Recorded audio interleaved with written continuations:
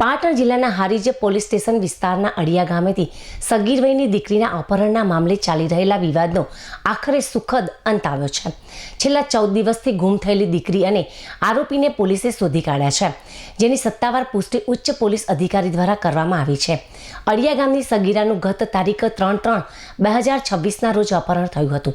લાંબો સમય વીતવા છતાં પોલીસને સફળતા ન મળતા આજરોજ અડિયા ગામના આગેવાનો અને ગ્રામજનો મોટી સંખ્યામાં એસપી કચેરીએ રજૂઆત કરવા પહોંચ્યા હતા।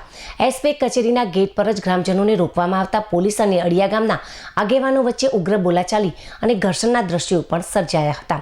મામલો ગરમાતા અંતે એસપીએ આ કેસની તપાસ એલસીબીને સોંપી 2 દિવસમાં દીકરીને શોધી લાવવાની બાહેધરી આપતા ગ્રામજનો શાંત પડ્યા હતા। આ ઘટનાક્રમ બાદ રાધનપુર ડીવાયએસપી પરેશ રેણુકાએ મીડિયાને માહિતી આપતા જણાવ્યું હતું કે અડિયા ગામની સગીર વયની દીકરી અને આરોપી બંનેને પોલીસે શોધી કાઢ્યા છે।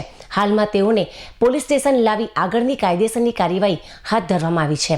ભોગ બનનાર સગીરાના નિવેદનના આધારે ગુનામાં વધુ કલમો ઉમેરવા સહિતની તજવીજ કરવામાં આવશે। પોલીસ દ્વારા સગીરાનું મેડિકલ પરીક્ષણ અને મેજિસ્ટ્રેટ સમક્ષ નિવેદન લેવામાં આવશે।